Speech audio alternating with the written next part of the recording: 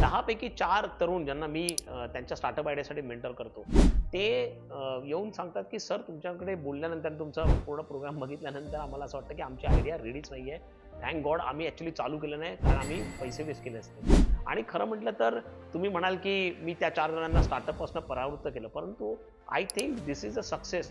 कारण तुम्ही तयारच नसताना त्याच्यामध्ये जाऊन पुढे फेल्युअर करण्यापेक्षा आधीच should I or should I not किंवा हाऊ शुड आय या प्रश्नांची उत्तर देणं अत्यंत गरजेचं आहे. आणि म्हणूनच उद्योजकता मी 3 टप्प्यांमध्ये मानतो. उद्योजकतेची मानसिकता म्हणजे बेसिकली उद्योग करण्यासाठी आपण तयार आहोत की नाही. त्याच्यानंतर उद्योजकतेचे स्किल्स म्हणजे मग प्रॉब्लेम आयडेंटिफिकेशन टेक्निक झाले, आयडिएशन टेक्निक झाले, क्रिएटिव्ह थिंकिंगचे वेगवेगळे टेम्पलेट झाल्या आणि मग शेवटचा म्हणजे उद्योजकतेची प्रोसेस, एंटरप्रेन्योर प्रोसेस म्हणजे लीगल कंपनीज कशी फॉर्म करायची, स्ट्रक्चर कसं करायचं, सेल्स फनेल्स कसं बनवायचं, या प्रकारची प्रोसेस. आपण दुर्दैवाने स्टार्टअप म्हटल्यानंतर स्किल्स आणि प्रोसेस याचा जास्त विचार करतो, माइंडसेटचा विचार करत नाही आणि तिथेच आपण गल्लत करतो आणि मग आपण म्हणतो की स्टार्टअप फेल होतात. ॲक्च्युली बेसिकमध्ये फोकस करणं इज मोर इम्पॉर्टंट आणि त्याच्यातनं आपण उद्योजकतेचा रिस्क बऱ्याच प्रमाणात कमी करू शकतो.